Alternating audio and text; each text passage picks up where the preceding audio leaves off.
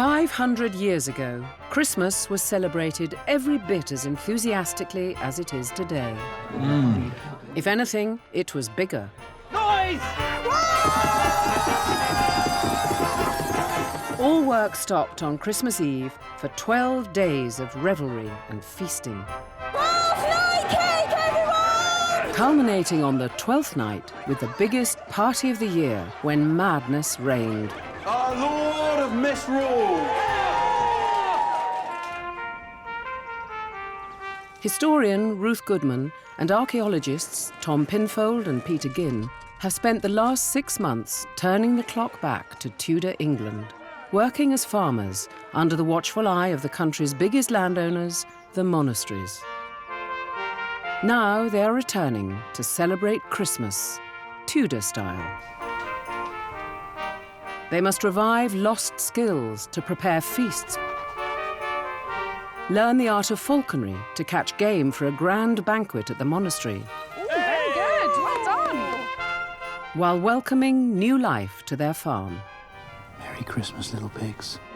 This is the untold story of how the farms of Tudor England celebrated the 12 days of Christmas.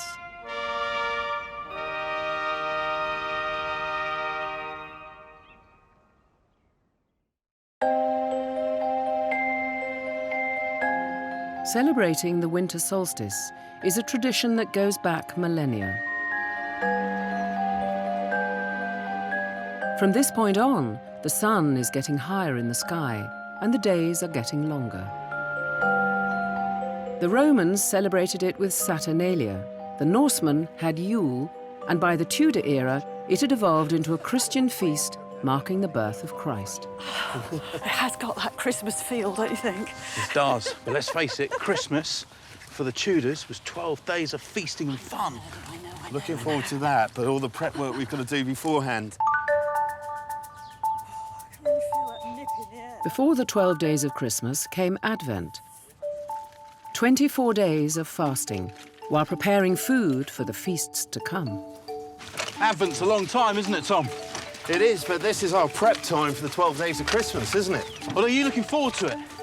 I am. You know, there's going to be a lot of celebration, more ale. It'll be fun, but we've still got plenty to do beforehand. During Advent, no meat, eggs or cheese were to be eaten.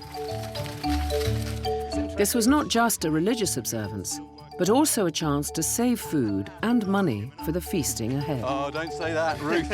Ruth will be slaving over a hot fire somewhere. Ship, ship, ship, ship. The teachings of the church dictated that the farmer downed his tools for the 12 days of Christmas. So it was important the animals were well stocked with fodder. Whoa, whoa. The thing is, farming, it is relentless. It is a way of life. It is continuous. And even though Christmas is coming up, the farm has to continue. Our pigs are due at any moment, and it's going to coincide with Christmas, so we just got to keep our eye on them, keep feeding them, and just make sure they're healthy. In the early 1500s, it became popular to rear pigs to sell on a commercial scale. We haven't started nesting yet. We'll keep our eyes on you, though. Keep your strength up. Pigs were the perfect animal for a Tudor farmer to breed. They not only ate pretty much anything, but provided many essential resources. Bristles to make brushes, fat to lubricate machinery, and almost every part could be eaten. I'm going to give you my big sharp knife. Neil Careswell is helping Tom butcher a pig. Right, what you need to do is follow a nice smooth line all the way behind the ear.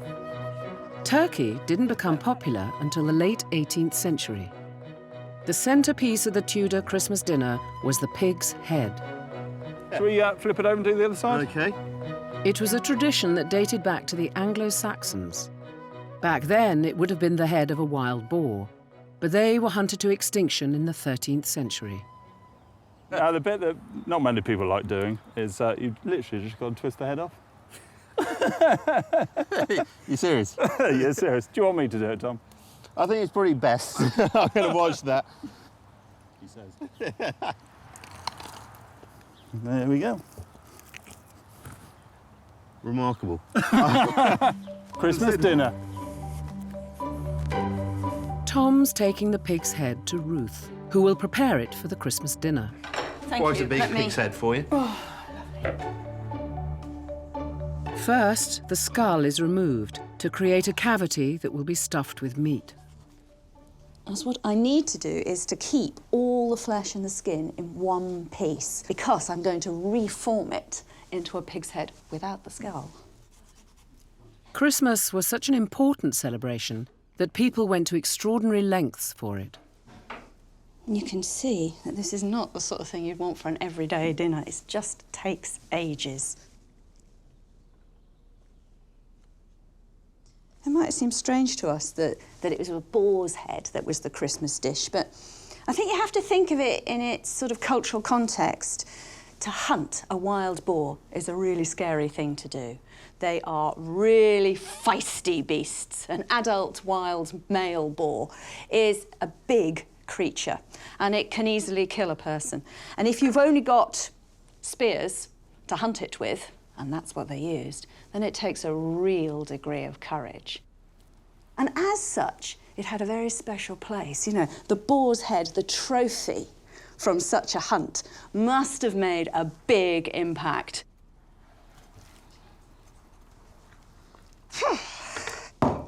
That's the skull, and there's my pig's head. Next, the head must be pickled. So I've got a blend of ale vinegars, Aylgar, and herbs, mostly bay leaf, and a little bit of mustard seed. I'll just press it under the pickle and leave it till Christmas gets a little bit closer and I'm ready for the next stage. The Tudors cooked everything on wood fires. So in preparation for the 12 days of feasting, Peter's stocking up on firewood.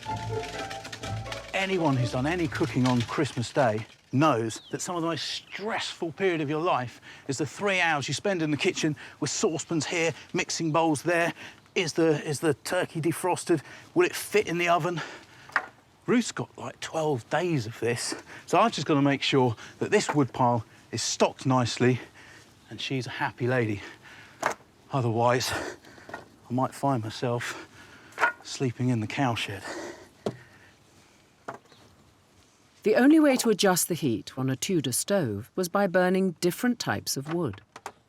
So the majority of your wood pile will be made up of beech and ash because they are your sort of mid-range burners. However, if you want a slightly slower, longer heat, you need a denser wood like oak.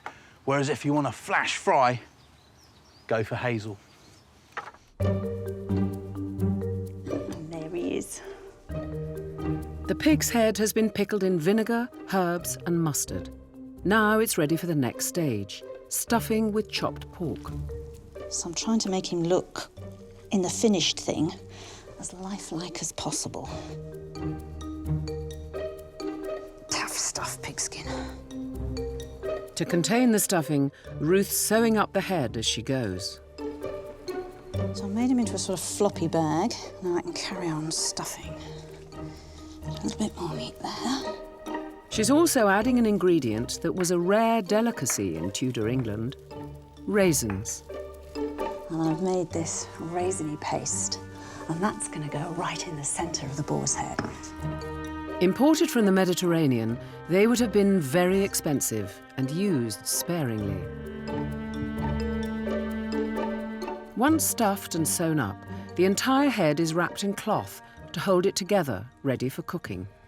Now, when he comes out cooked, and he's going to boil for about 2 to 3 hours, he'll still be very soft. He'll be cooked through, but the whole thing will be very soft, so I'll be able to take all the bandages off and sort of reform him into a slightly more pig-like appearance. Midwinter was a dark, depressing and tough time that needed cheer. So Peters headed out onto the monastic estate with woodsman John Roberts to collect holly and ivy, which have been used since pre-Christian times to brighten up the home. Oh, insert myself into the prickly nightmare that is this holly. In pagan customs, holly was associated with the sun god, whose birth was celebrated on the 25th of December, a date later adopted by Christians as the birthday of Christ. Holly is such a symbolic tree. I mean, I know that it's got the religious connotations of, I suppose it's what the crown of thorns and the drop of blood of the berries. Yes. But it's also got much older pagan connotations. It's a very male plant, isn't it? Yes, yes. They always said in the sort of the later Middle Ages that you went to look at the decorations in the house and there was more ivy than holly, and ivy was considered female. It was a house where the woman wore the breeches. We're going to have a lot of ivy, I think.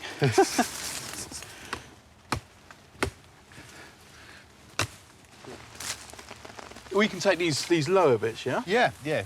They're definitely wood rather than timber. When you say wood rather than timber, you mean there's a difference? There is, yes. Size matters. Anything over 24 inches in circumference was timber, and that definitely belonged to the landowner. If he wanted that, you had to buy it off him. And below that size, it's wood, which, as a tenant of the landlord, you were allowed to gather. How far up do we want to go? Well, I should think to decorate the whole of the farmhouse, you're going to need a good ox cart load. Do you think we need to climb? We might need to, yes.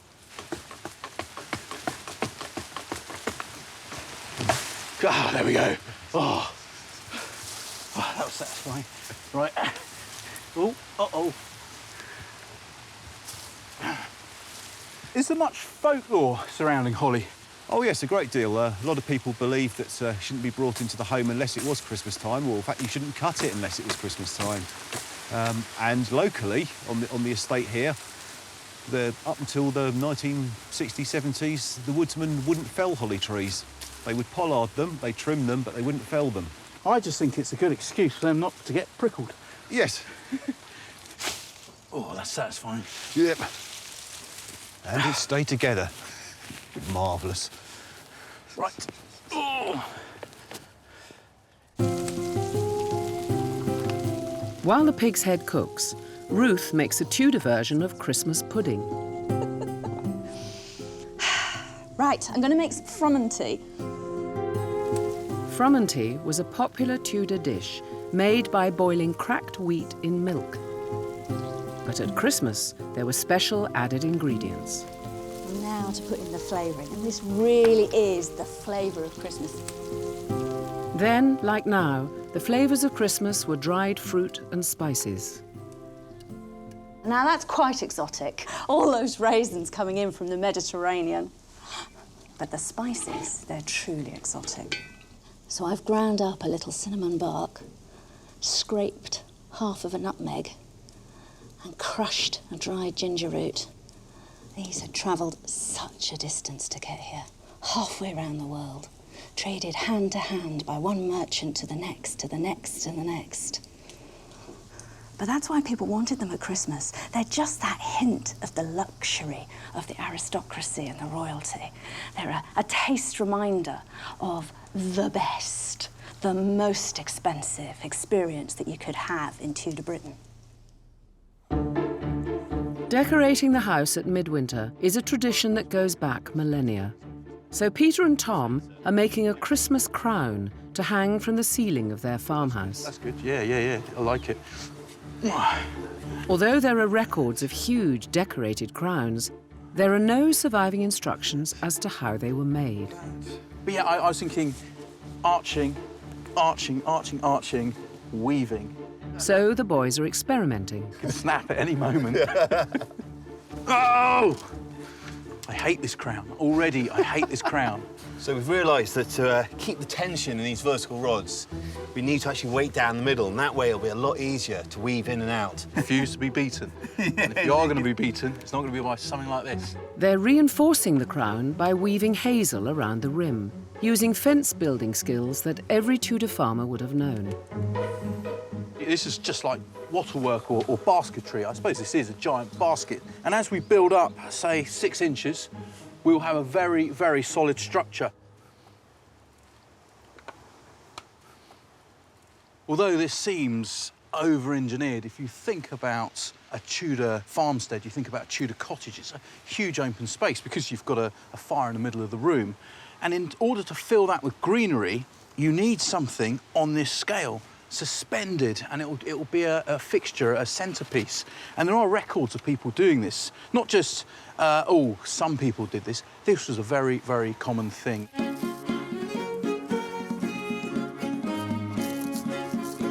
The crown structure built, the boys are decorating it with foraged holly and ivy. This greenery is so symbolic. It's got Christian connotations, it's got pagan connotations. It really puts you in the mood, doesn't it, Tom? You've got something that looks festive, colourful and enjoyable.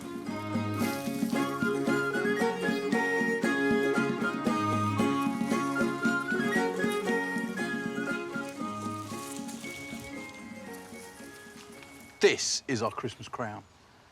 It's a celebration of colour and Christmas, mate. Should we get it inside? I think so. The Tudor equivalent of the mince pie was the shred pie. As well as containing the familiar dried fruit, cinnamon, ginger and nutmeg, there was originally another essential ingredient: meat.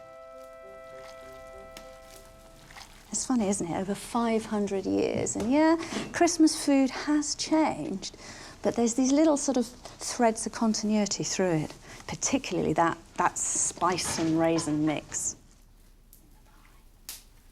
Over time, naturally the spice and the fruit in particular content rises and rises and rises.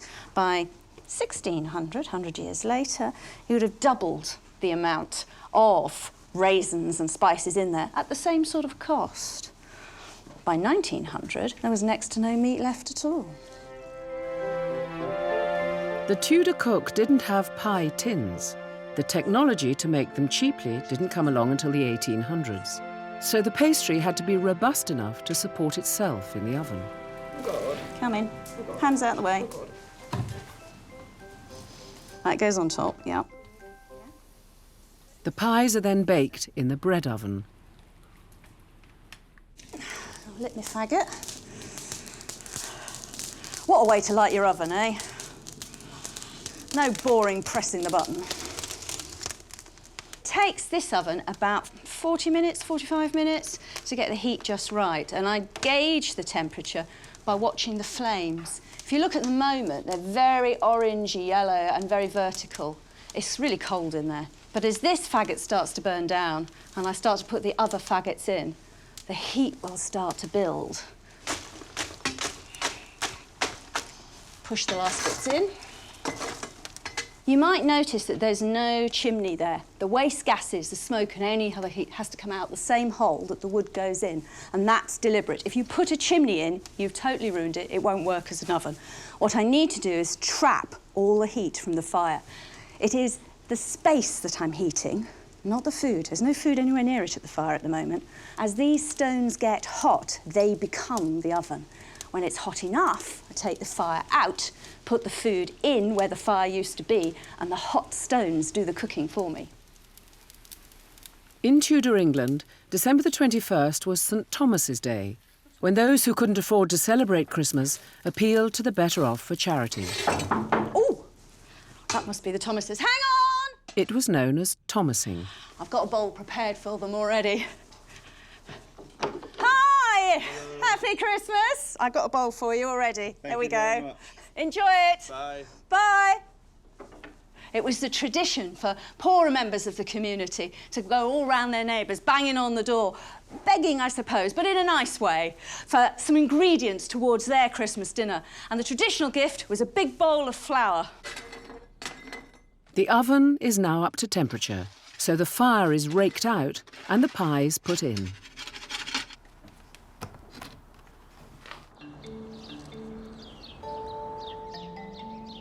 Christmas Eve was the last working day before the holidays began. So final preparations were made for the celebrations ahead. The boys are moving their crown into the farmhouse. But it appears they've made a rather unfortunate miscalculation. What do we do? Look, just tilt it. Yeah, OK. I'll go low. I'm humouring you. It's not even going to fit in sideways, Tom. In. In. Right. Cut the strings. No, you say no. But Go for it, go for it. Promise you. Ruth said no string. There's obviously a reason why they didn't use string in the construction of these things. Yeah, we're losing some hazel down here. Oh, are we? Yeah.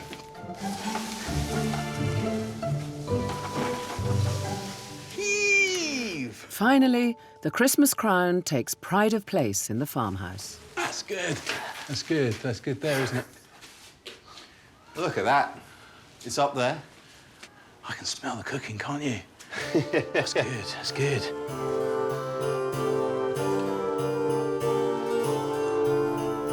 In the kitchen, the finishing touches are being applied to the Christmas Day feast. Ruth's decorated the stuffed pig's head. There's also pork and ham from the pig, frumenty, shred pies, peas pudding, pickled salads, and a Tudor favourite, leech, made from milk set in gelatin. Peter's even made some festive candles. Apart from the fact I've waxed my fingers to the wick, that's a splendid candle.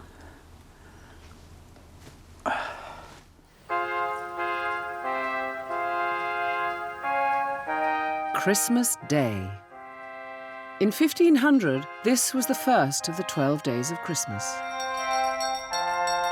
Celebrations started with Holy Mass in the village church. Hoc est corpus meum qui pro vobis tradetur. Then, after 24 days of fasting, it was time to begin feasting. This is fantastic. It's such a great job. Did you make it in here? Let's go with that. That would have been a good idea to make it in here.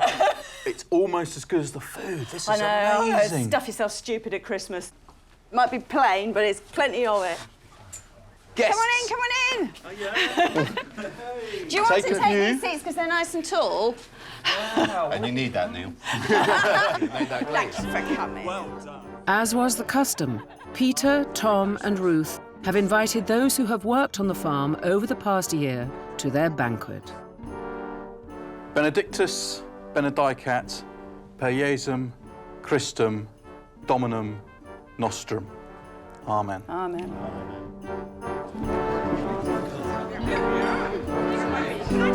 Meals this extravagant, with so much meat, would have been a once-a-year treat for most ordinary people. Really good. One bit up.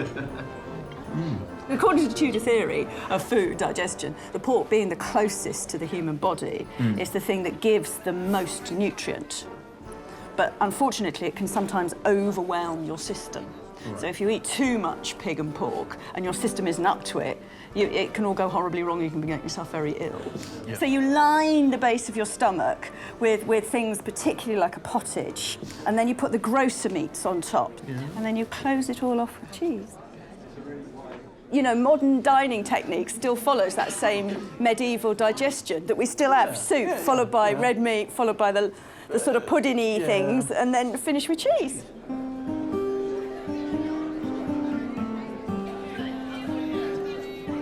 Professor Ronald Hutton, an expert in folklore, believes there was a good reason why Romans, Vikings and Christians all feasted in December. All over ancient Europe, midwinter is a time for celebration. It's the worst part of the year, the darkest certainly, often the coldest and the muddiest, so you need to keep cheerful. And there are always three components. First is feasting, which is what we're doing, just to bring out your best in order to make a party at the worst of the year.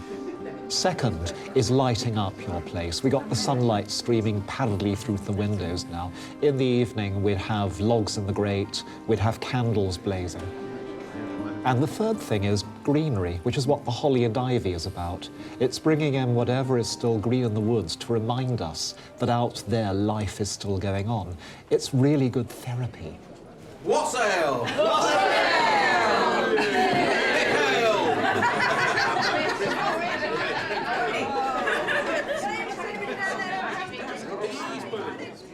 Nowadays, Christmas Day is the culmination of the festive season. But for the Tudors, there were still 11 days to go.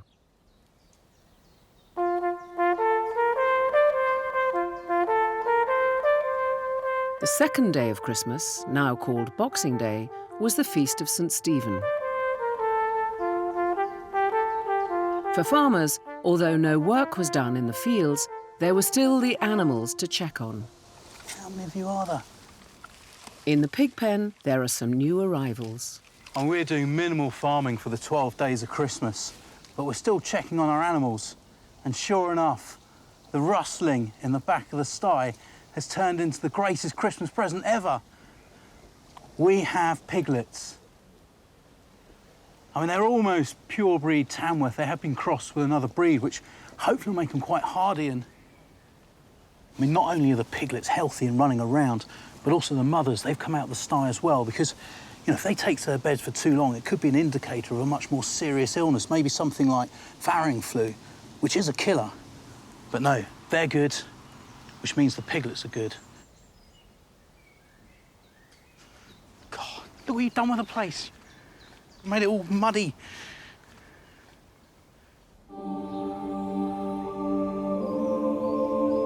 The third day of Christmas was the feast of St. John the Apostle. The fourth day was the feast of the Holy Innocents. Although lay folk didn't work over Christmas, few could afford to feast every day. For the monasteries, however, all the main feast days of Christmas were a time for communal celebration. Whereas the lay folks' Christmas banquet meant red meat, for the monks it was very different.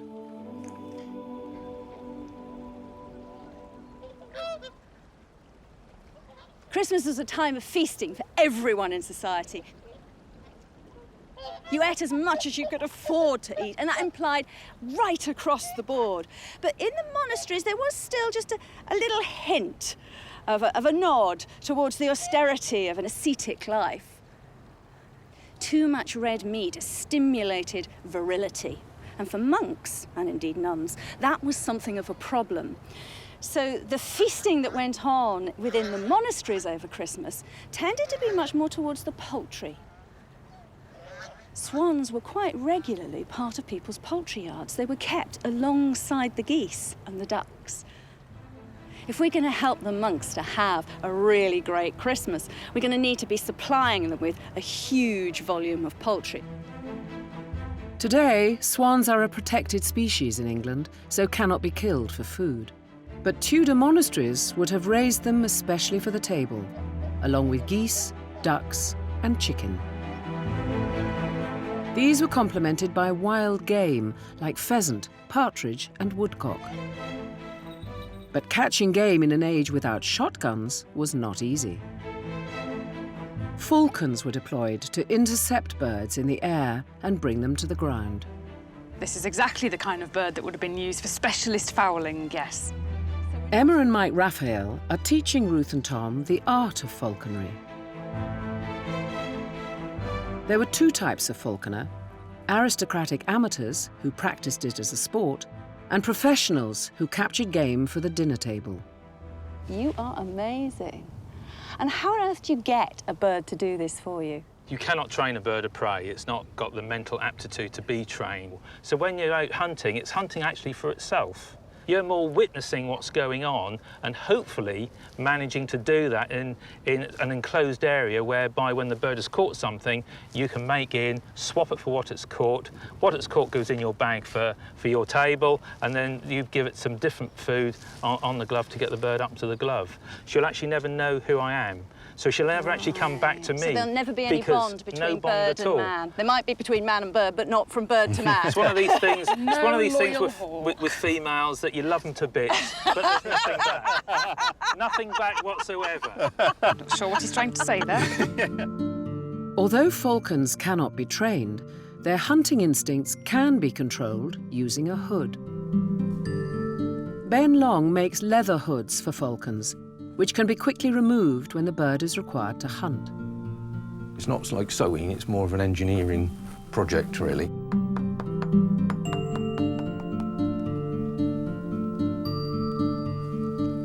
Covering a falcon's eyes effectively switches it off. So what did they do before they actually had the hoods for the falcons? Well, this is a strange one. They sewed their eyelids up. Now, that sounds awful. It was called sealing, and it was 4 little silk stitches on the bottom eyelid, pulled up, tied nicely over the head. But as soon as the training commenced, that was taken away. But in fact, although it sounds barbaric, it, of course, was the nearest thing that they'd got to being humane. Because these are birds that only react to things. So when the hood is on, there's nothing to react to, and therefore you're sort of switched off. And so if we can put the hood on and switch the bird off, switch the bird on when we want, the training and everything about the thing becomes easier. With their eyes covered, falcons could be safely transported to the hunt on a frame known as a cadge. If you just lift up the 2 bars and stand up. The cadge was carried by a boy or young man known as a cadger. And how comfortable does that feel? I'd be more comfortable. It's like being surrounded by 4 samurai warriors. I'm going to start moving if they go crazy. Yeah, obviously, I'm yeah. working on technique. I'm in attendance. Just going to level you up a bit. I feel like I'm at some kind of finishing school and I should have a book on my head. Let's try and keep it as steady as possible. Although this was a menial job, it was an important one, as the cadger was responsible for valuable cargo. Yeah, the punishments for damaging birds were quite severe, weren't they? Well, yes, stealing or damaging, very chopping severe. off hands and that Well, kind of thing. there's even talk of, you know, things like carving meat off your chest and feeding it to the bird that got injured or stolen. Falcons must get accustomed to being handled by humans and learn to respond to food. Then the hood comes off, and then he should see the lure and let him go. Your job is to shout ho, which will get his attention. Ho! Young birds are encouraged to fly from one falconer to another, lured by a piece of meat. Next, they must practice flying free. You only get 1 shot at this, right? So it's got to be spot on. A lure, meat on the end of a string, is thrown up to get the falcon used to catching game. When you think that they've got the distance right, the speed of the bird right, and this is all going on inside your head, you shout ho, and then you throw it up in the air, and the bird takes it. Like that. Could go wrong. As simple as that. It's as easy as that.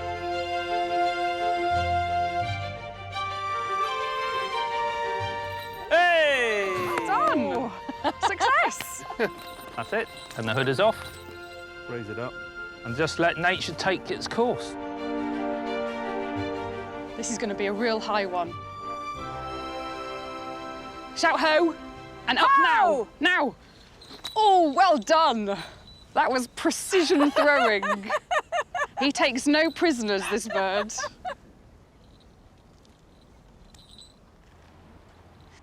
The game birds caught by falcons were taken to the monastery's kitchen to be prepared for the table. Ruth and Tom are joining kitchen staff who, unlike farmers, worked throughout Christmas. When you're roasting you as well, you want skin to stay whole, so when you're plucking, you don't want to tear it if you can avoid it. Oh. Well... So it's got to look as nice as it's going to taste? It's got to look as nice as it can taste. This is the expensive meat, the posh meat, rather than chicken. You know, you think, oh, it's all this work for these tiny little birds. Yeah.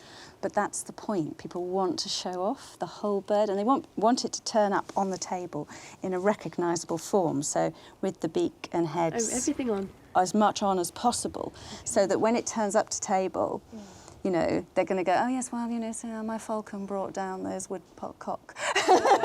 You know, that's the point, and it symbolises something that the rest of us can only pluck for somebody else.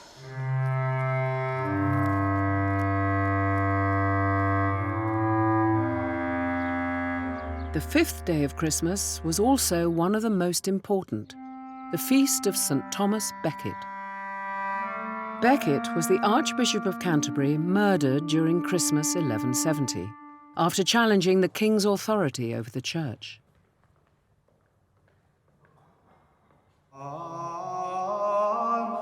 It was observed with a banquet and a mass.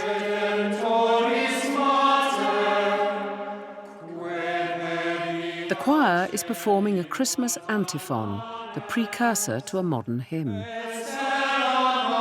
Professor James Clark explains its origins. This has evolved over centuries of medieval Christian worship, and in the reign of Henry VII, it's really reaching its high point.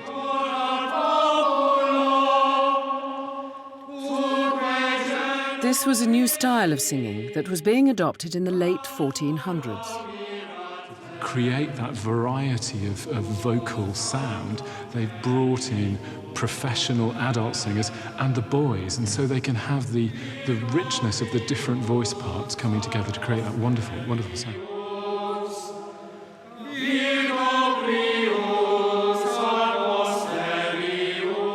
It's a real assault on the senses. You've got the music, you've got the candles. A building like this, you'd be overawed, wouldn't you? You would. In fact, we know at this time of year that they spend more on candles. In parishes, they would rival each other to have the most richly illuminated church. And the monks would hope that everybody witnessing this sensory experience would be transported towards a sense of the divine. And of course, that's what they're aiming for at this particular time of year.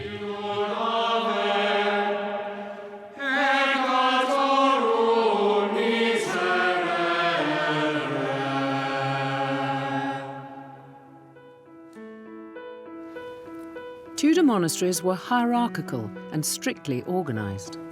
Right, boys, it's the time of year when we have to choose a boy bishop.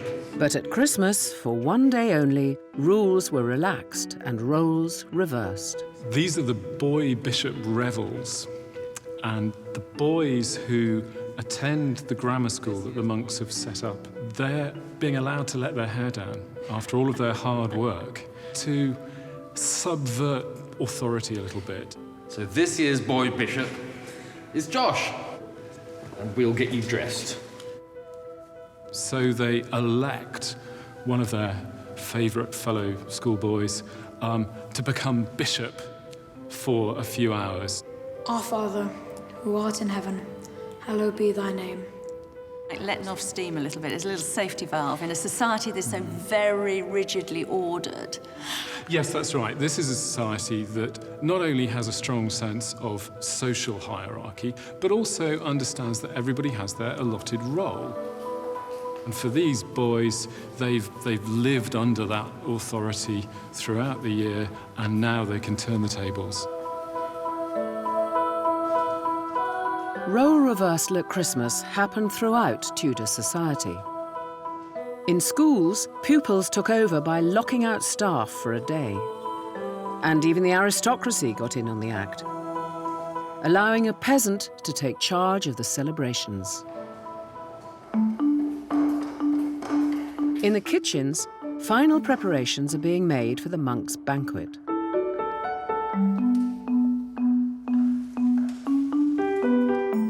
Tom's been given a job at the very bottom of the kitchen hierarchy, the spit boy. No, bit of garnish. I'm just staying out of the way. Ruth can't get angry with me over here. I can't do anything wrong per se. Got the fire going. A spit boy rose at dawn to light the fire, working all day in unbearable heat. A bit of a rearrange. I've got 14 pigeons, and I thought if 14. we just sit them in a nice little row. This is so typical. I have everything under control. Nice fire, good food, and then you come along with your pigeons. 14 pigeons. Well, we've got to feed a lot of people. So we've got all the pigeons to get through, we've got partridges to get through, we've got geese to get through, and then we've got all those ducks as well, and there's a couple of pheasants. So those monks are going to eat well, aren't they? Yeah, it's Christmas, mate.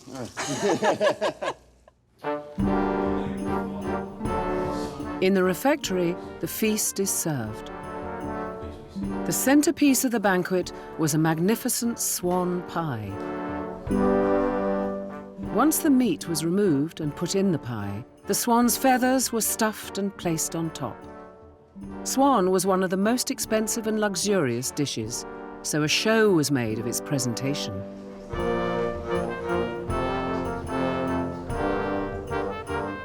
The food just looks magnificent, doesn't it? Those monks do very well. Yeah. Well, it is Christmas.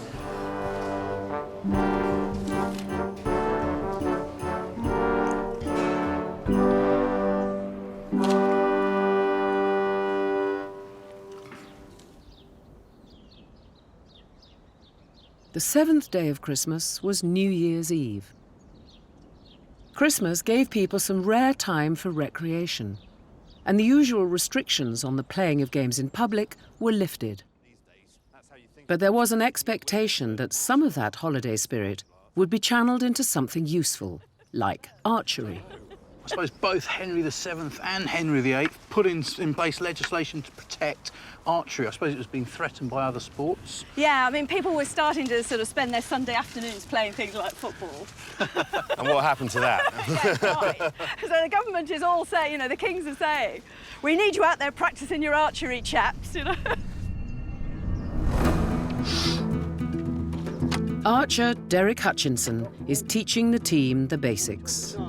So at this short range, you've got to put the point below the target. One smooth motion, get there and just let go. Smooth and controlled. Go. Look at that. So this is something that every boy and every man up and down the country had to do every Sunday. That's it, and you wouldn't want to be at that end of it. Men aged between 17 and 60 had to practice archery after church. The entire British armed forces depended upon men like you. And every boy in the land was expected to have a bow and arrows. And we get you so used to the idea that fighting is done by professional soldiers, but it just wasn't. There were no such people at this date. It is ordinary farming people who, if the call goes up, you're supposed to turn out. Archery practice would take place in open spaces where targets known as butts were set up. Derek has organised a competition for the team. Closest arrow to the red flag wins. Go, more. Another inch, go. There. Don't panic about it. Whoa. Tudor longbows had a draw weight of up to 170 pounds. They're in line with the flag and they're beyond. To the right. That's 3 times that of a modern bow. So how far can one of these go then? If something like this can get that far, then a really good big archer. John's big one will go about 220 yards. 220 yards. And the record for longbows, self-wood longbows, is over 300 easily. That's a long way. And that's with a proper heavy arrow.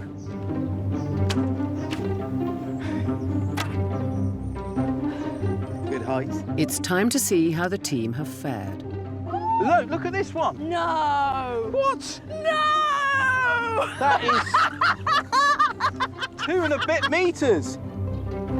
You know the worst thing? Everyone will think that we just put that arrow there for the sake of TV. Genuinely close as you well. Were genuinely it's just close. because you 2 have won. Day in, day out.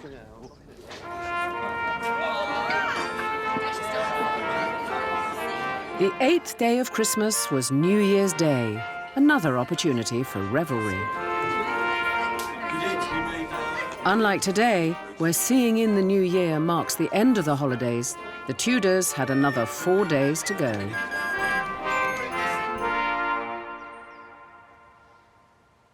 But the biggest party was saved until the very end, on the 12th night, the 5th of January.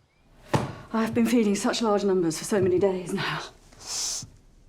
This is going to be the final blast of our 12 days of feasting. On the 12th night, there was music, abundant food and alcohol, and an especially indulgent treat, 12th night cake.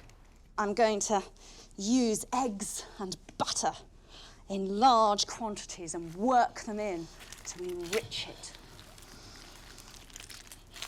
Italian panettone is the nearest thing the modern world has. And I just keep going.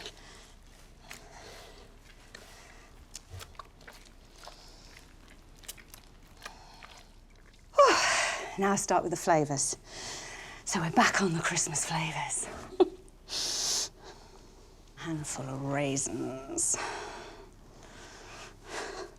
We're getting a bit low on raisins, so I thought we'd have some nuts in this one as well. Plenty of hazelnuts. The last little bits of my spice I've been saving. There's one more addition to the cake, a precursor to the sixpence that Victorians put in their Christmas puddings. One tiny little lonely dried pea. So a little pea goes in the middle there, and whoever finds that pea will be our Lord of Misrule for the night. The Lord of Misrule would lead the celebrations. Like the boy bishop, He represented role reversal and subverting normal social order. For a few hours, a peasant would have permission to order his master about. The Lord of Misrule would dress as a king, and Peter's putting together a costume for the occasion. First, he's making a crown out of felt, a fabric produced by matting wool fibres together. Felt is such an amazing material. It's perhaps one of the oldest fabrics known to man, and that is essentially my inspiration for making a crown for the Lord of Misrule. Layers of sheep's fleece are laid down with their fibres at opposing angles. Got some red dye in there. A bit of green, a bit of red. Very Christmassy colours, the holly, the ivy.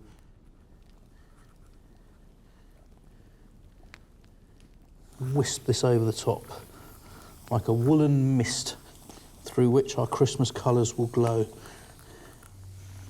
Boiling water and soap are poured onto the wool. Then Peter agitates it. Hot potato. Oh, geez, that's hot. Ah! There's got to be an easier way to do this. Necessity is the mother of invention, as they say. This agitation interconnects the fibres into a solid mass. The scales are opening up, they're locking together, they're closing again, so it's virtually impossible to unfelt felt. Right, so I think this is ready for the next stage of agitation. I just want to keep working those fibres. This is going to be very, very similar to, I suppose, a party hat you might get in a cracker. Perfect accoutrement to the Lord of Misrule.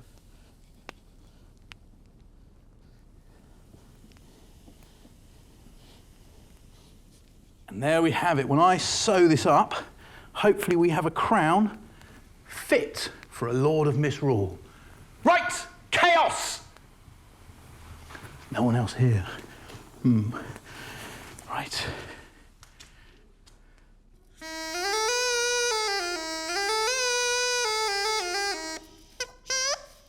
Tom's visiting Sean Jones to get some instruments to play at the revels.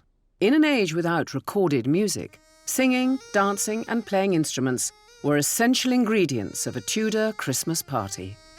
Reed pipes are what everybody played through history, made out of the stems of plants. This is teasel. So all you really need is a knife. You can actually make your own musical instrument.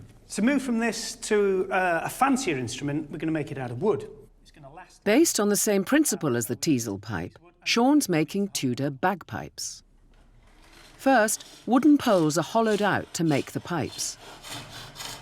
Though Scottish bagpipes are the most well-known today, they were once just as popular in England and have been played throughout Europe since the 15th century. Start to pare down the outside. That is amazingly quick.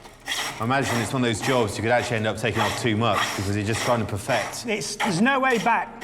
You have to think about the shape of the thing that you're making and not get distracted really from that. So what are you doing now? This is the final polish. What's this material you're using? Is that sandpaper? Well, it doesn't exist yet. It's a piece of dogfish skin. Dogfish? Yeah, the scales are very sharp. They only run one way, so you have to hold it the right way round. But it cuts nicely. The drone pipes are made in two sections that must be joined together. Yes, so, well, these form parts of the drone, which goes over the shoulder. And they need to be adjustable because the length of the drone fixes the pitch it plays at in order to tune it to the chanter. So I need to make an airtight joint between these two and let them still slide. And the way I'm going to do that, thank you, is with the thread, with lapping. You just wrap it round? Yes, lap it on and make a nice tight, airtight joint between the two, which is adjustable. We've done all of the woodwork for our bagpipes now, and we're going to do the bag. How are you doing that? I've got an awl to make the hole with, and then I'm sewing with hog's bristles on the end of the thread. It's very flexible, but very it's strong. Yeah, it means you can actually sew round corners. The difficult part is actually attaching them to the thread. But once they're on, they make a flexible needle that will go through a hole as small as the thread. It's thought that the bags evolved from leather water carriers used by shepherds. Connecting them to teasel pipes produced the first bagpipes. So what does the reed do? Well, the reed actually makes the noise. The chanter at the end of the day is a stick with holes in, and the bore down the middle of the reed.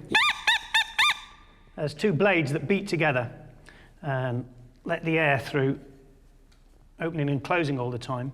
And when we put it in the bore, the pitch of the reed drops and it makes the instrument resonate. So it's a bit deeper, doesn't it? It is, it's lower pitch, and obviously the pitch of the note depends on the length of the tube. So all the pieces are now made, we've just got to put it together. Yeah.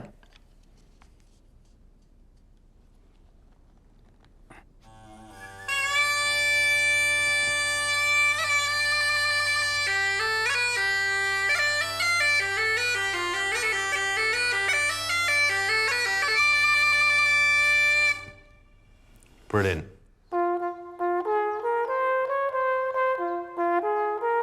As the 12th night approached, as well as preparing for a final feast, farmers also got ready for the return to work.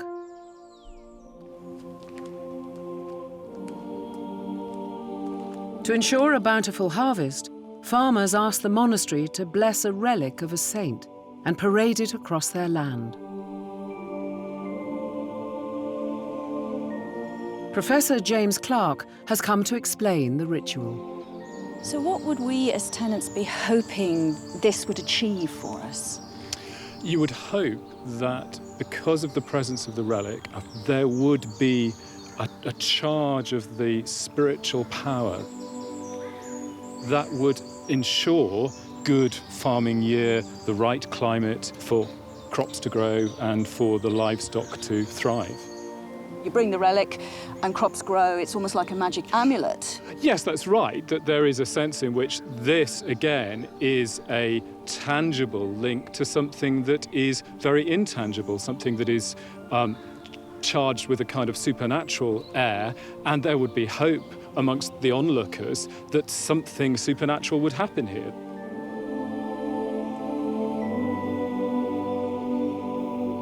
The 12th night was the culmination of the Tudor Christmas. In the farmhouse, the celebrations are underway. 12th night cake, everyone! Whose lucky night is it going to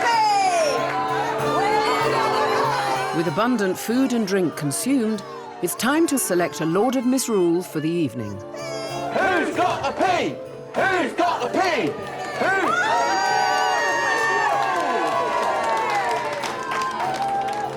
I have made you proud.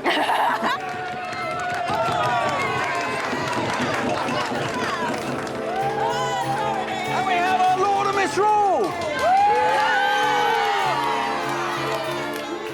For most of the year, you must toil. Tonight, you may make festivity. I proclaim misrule.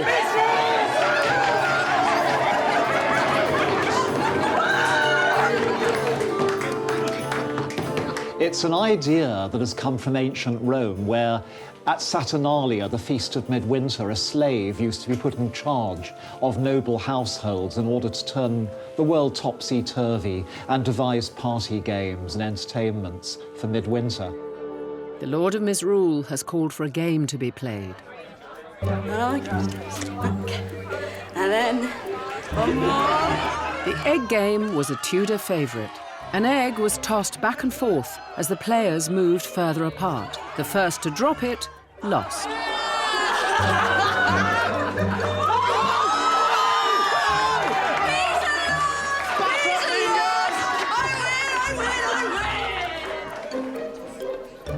Another popular game was Snapdragon.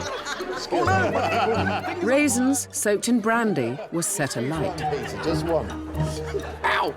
The person who dared to retrieve the most raisins was the winner.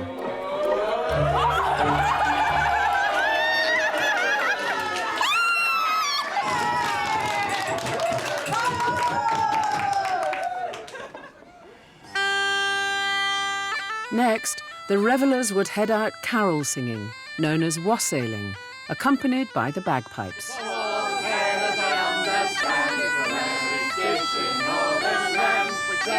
They're singing a Tudor carol, The Boar's Head, describing the traditional sacrifice of a boar at Christmas. Carols are something that first comes to the fore in the 14th and 15th century, and their heyday is just about now. They'd started way back in the 12th, 13th century as a sort of sung dance. You sang to provide your own music as you danced in a circle. That's what a carol was. But by 1500, the dance and the song had become separate, and there was this whole new crop of Christmas-orientated carols.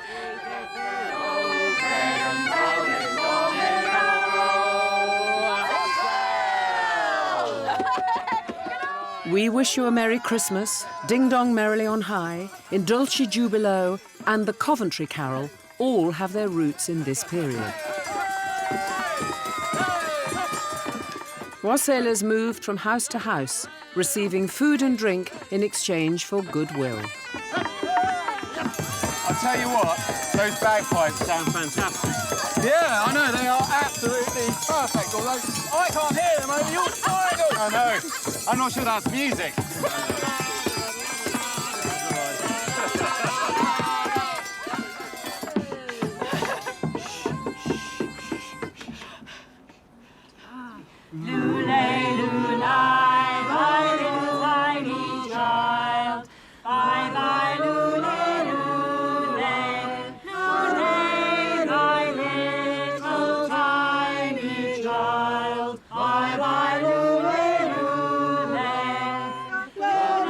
While the carol singers process round the village, Tom and Peter have some important business to attend to.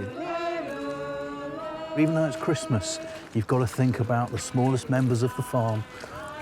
No, exactly. You've got to go and check on our piglets. They're going to be our sustenance, they're going to be our money. Dude, it's Christmas. Give them a break from the butcher's knife.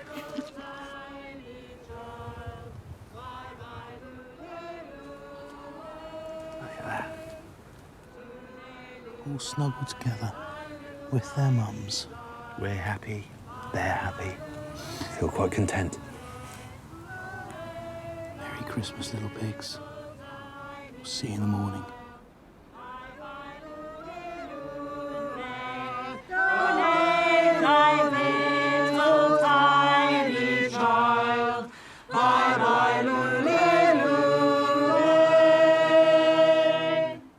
May you live as long as you want to, and want to as long as you live.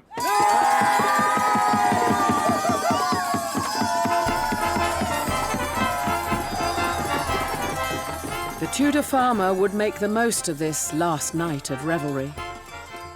As the next day, it was back to work.